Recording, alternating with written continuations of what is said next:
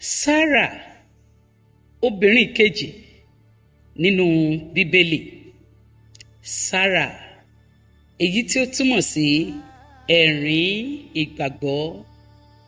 Lálẹ́ ọjọ́ kan, lábẹ́ oòrùn tí ó kún fún ìràwọ̀, Ọlọ́run bá Abraham sọ̀rọ̀ pé ó máa ní àwọn ọmọ bí iye ìràwọ̀ ojú ọ̀run. Ṣùgbọ́n ìṣòro wà. Aya rẹ̀ Sárà kò lè bímọ.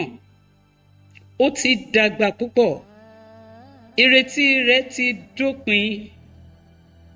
Ṣùgbọ́n ó wí pé sí obìnrin tí ó rẹ̀ lè di ìyá orílẹ̀-èdè. Ọdún kọjá, ṣùgbọ́n kò sí ọmọ. Ìgbàgbọ́ Sárà dópin. Ó pinnu láti gbìyànjú fún ara rẹ̀. Ó sọ fún Abraham, ọkọ rẹ̀, mú Ágárì ìránṣẹ́ mi kí ó bí ọmọ fún ọ. Ọkọ rẹ̀ gbà. Ágárì bí ọmọkùnrin tí wọ́n sọ orúkọ rẹ̀ ní Ismaili. Ìkùnsínú àti ìjà wà láàrin Sárà àti Ágárì. Ìpinnu Sárà àti ìgbìyànjú rẹ̀ padà di ìbànújẹ́ fún un. Ní ọjọ́ kan, àwọn àlejò mẹ́ta dé sí àgọ́ Abraham. Wọ́n mú ìròyìn tí ó yà wọ́n lẹ́nu wá. Ní ọdún tí ó ń bọ̀, Sárà aya rẹ̀ yóò bí ọmọkùnrin. Nígbà tí ó gbọ́ láti inú àgọ́, Sárà rẹ́rìn-ín. Kì í ṣe ẹ̀rín ayọ̀, ṣùgbọ́n ti àníyàn. Báwo ni yóò ti ṣeé ṣe fún èmi àgbà bí irú èyí láti bí ọmọ? Ṣùgbọ́n Ọlọ́run dáhùn, kò sí ohunkóhun tí èmi kò lè ṣe. Gẹ́gẹ́ bí Ọlọ́run ti sọ, Sárà lóyún ní oṣù 9.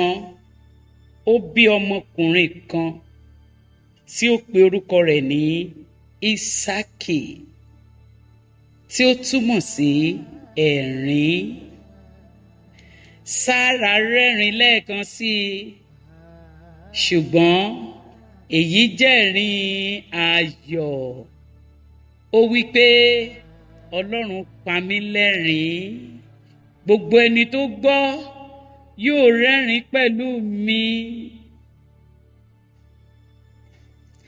Agbára Sárà.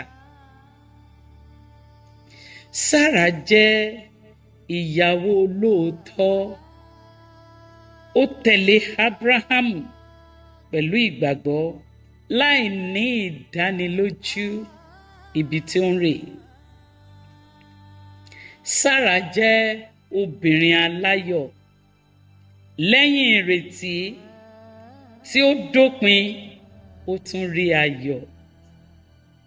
Ó bí ọmọ tí Ọlọ́run ṣe ìlérí rẹ̀. Àìlera Sárà. Sárà jẹ́ aláìní sùúrù. Ó gbàgbé pé Ọlọ́run kì í dá májẹ̀mú rẹ̀. Ìbànújẹ́ tí ó ní sí Ágárì fi hàn pé ó ní èrò ìkà. Ẹ̀kọ́ tí ìgbé ayé Sárà kọ́ni. Ìlérí Ọlọ́run kì í kùnà. Kódà tí ó bá pẹ́ yóò ṣẹ. Àníyàn kò lè yọ wá kúrò nínú ìfẹ́ Ọlọ́run. Ayọ̀ ń bọ̀ fún àwọn tí ó bá dúró de Ọlọ́run. Ìgbìyànjú láìsí ìdarí Ọlọ́run lè yọrí sí òfò àti ìbànújẹ́. Ẹ jẹ́ kí a gbàdúrà. Olúwa, má ṣe jẹ́ kí ó pẹ́ kí ìlérí ayọ̀ àti ògo rẹ kí ó tó ṣẹ fún wa. Fún wa ní ọkàn ìgbàgbọ́ àti sùúrù, kí o jẹ́ kí ayọ̀ dípò ìbànújẹ́ ọjọ́ pípẹ́ ayé wa. Kí o fún wa ní oore ọ̀fẹ́ láti dé ibi ìsinmi rẹ ní ìkẹyìn. Àmín.